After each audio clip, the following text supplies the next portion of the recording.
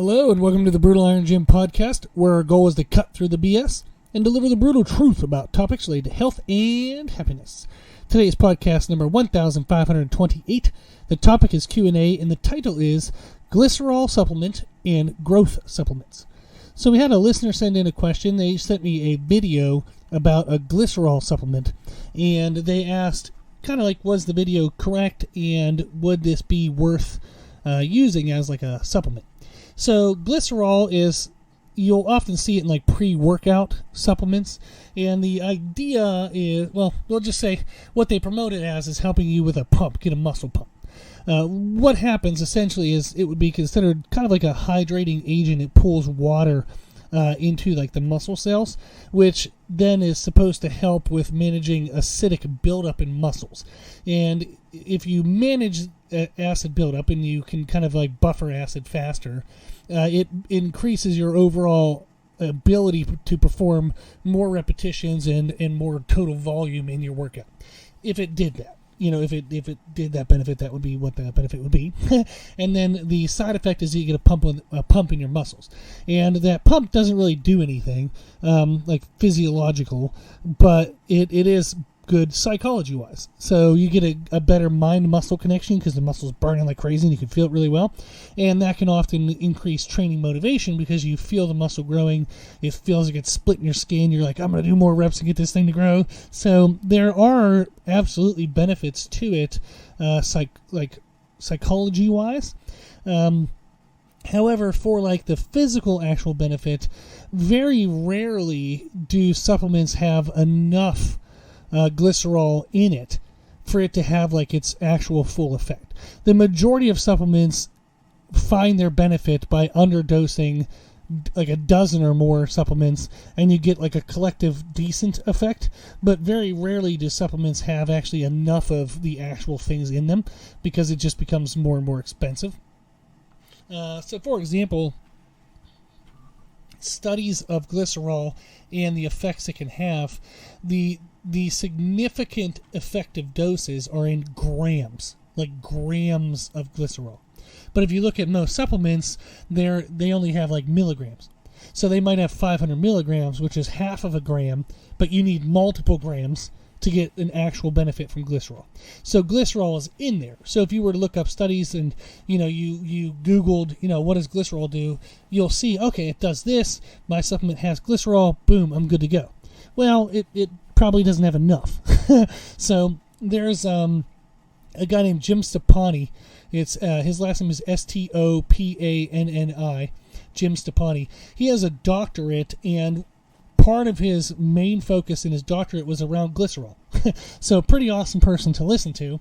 And if you go on YouTube, you can see him talking about glycerol in supplements, and he essentially says the same thing, is that is it effective? Sure, if you have enough of it, but most supplements are underdosed, therefore it's ineffective, and you actually are feeling more so the benefit of the collective supplements, the collective ingredients in a supplement, more so than the actual glycerol.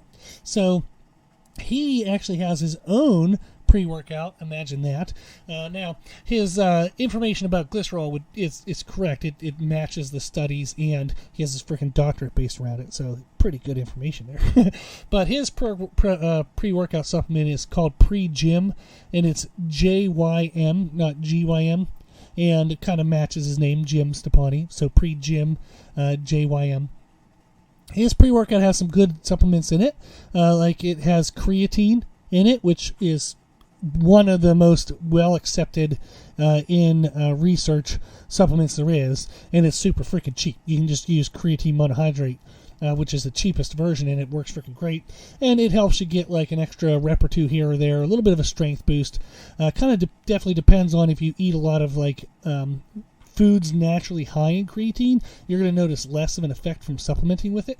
But if you don't eat foods high in creatine, you'll probably feel a greater effect supplementing with creatine. So it's good for like a strength boost and greater volume of training like over time, over like months. So that's pretty helpful. He has beta-alanine in there, which is a vasodilator, and it helps reduce acidic buildup like the glycerol would do. In that way, it helps just kind of allow you to perform more repetitions over time. So again, it's kind of a volume driver like creatine is. Creatine's a volume driver for strength, whereas something like beta-alanine's a volume driver for more like mid rep range and higher rep range type movements. Then he has betaine, choline, and beetroot in there in various forms and different amounts. But all of those are proposed to have benefits towards effectiveness of creatine usage. They actually free up the creatine to be able to be more used in training. It also, they're correlated with or connected with increasing lactic threshold, which is by flushing water into the muscle cells, and that would be the same thing like glycerol would kind of do. So you can see here a lot of these are kind of like layered on top of each other to try to get an effect by microdosing all of them. You add up to a decent dose. So a lot of them are interactive in the sense to where, okay, well, if I have glycerol plus betaine plus choline plus beetroot, do I need a full amount of each of them? Probably not. Like a lesser amount of each, but added all together would have a good effect, like a synergistic type effect. Then there's taurine. He has taurine in it. And I'm not really sure why he put this in because it doesn't have great research for it. It's said to be like an antioxidant to help with cellular stress management. It's also said to boost energy, but there's really not a ton of research around that. And we have a decent amount of foods that actually provide us taurine. Essentially, kind of like, I think why people would use this is when they've done studies around muscles that contract and work out, and then they check and see, okay, well, what happens around the muscle cell? They see there's a huge release of taurine from the muscles whenever you train. So the general thought is, well, if the body's releasing it, what happens if we put more in? Does that improve anything? And the idea is maybe sort of, kind of, but we can't really prove it. So there's not great research for taurine. Then he has citrulline malate in there, which is like kind of like a nitric oxide type supplement, which increases like oxygen in the system, so it can increase endurance. And again, it's a volume driver, and it doesn't come from a lot of foods like taurine does. So I could see that being added in as an idea of that to be useful. Then he has some BCAAs in there, and a really good, pretty good dosing, like 3 grams of L-leucine, which is considered one of the limiting BCAAs for muscle protein synthesis. 5 grams would be a little bit of a better dose, but 3 grams is, not bad. So his pre-workout is pretty good. There's a lot of variety in there, and like we know creatine is great. The beta-alanine has been shown to do well with what it does. BCA is, of course, awesome. Some of it, like taurine, no, not sure if that's really worth anything. Who knows? And then the collective use of betaine, choline, beetroot, all that stuff, probably pretty good, sure. So the thing is, like a lot of these pre-workout supplements, you're talking about $45 for roughly about 30 servings. So typically, let me see how many servings. Oh, see, his only has 20. So you're getting 20 servings for $45. That's $2.50 a workout. That's not bad if you were to consider this, like compare it to, say, an energy drink. So if you do a Red Bull drink or Monster or any of those things, then, if you think of like $2.50 per workout, that's not too bad. But is it really worth it? It's very, very, very individual dependent. I have taken probably every single freaking pre-workout and supplement you could possibly take from my teens through my 20s. I'm now 39. Oh my gosh, old, but not too old yet. But older than I want to be. So I'm 39 now, and I don't take any of it because mostly what I took it for was to have good energy and be like super excited for my workouts. What I found as a 39-year-old, and this is for me, I'm not saying this for everybody else, is I'm just tired anyhow.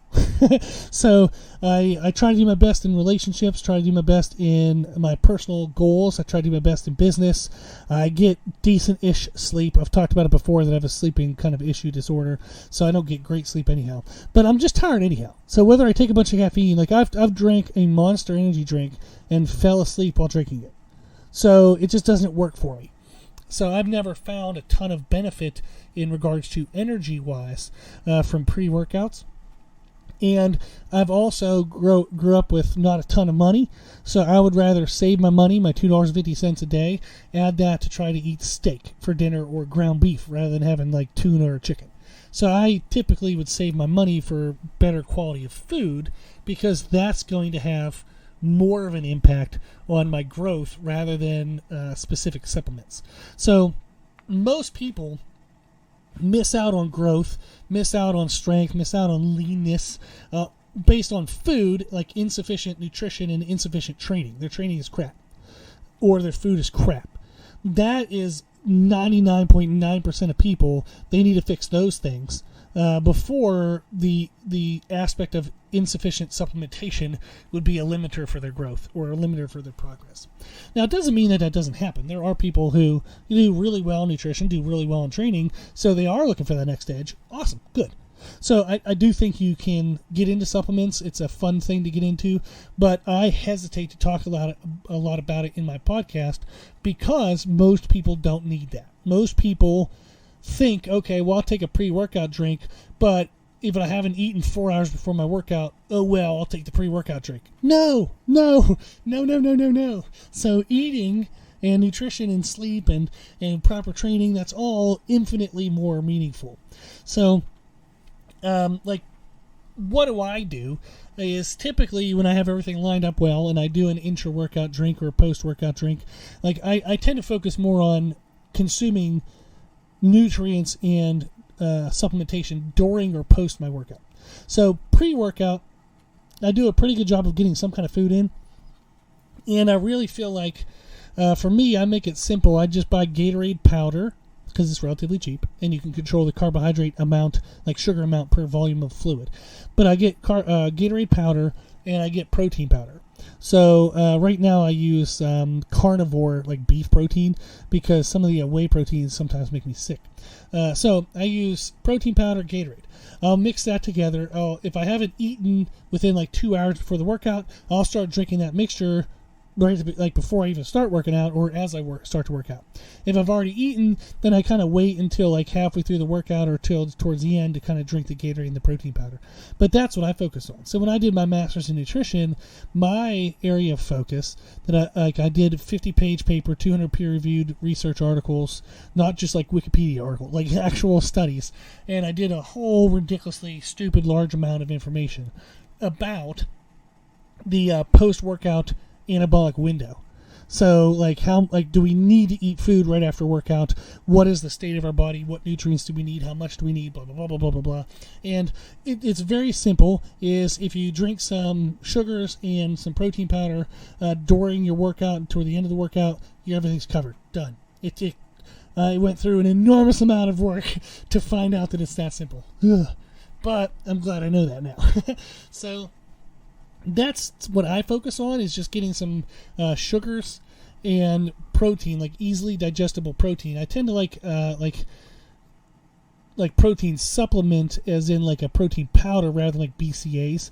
You tend just not to be able to get enough volume of BCAAs for it to really be significant. So I don't focus on BCAAs. I focus on like protein powders.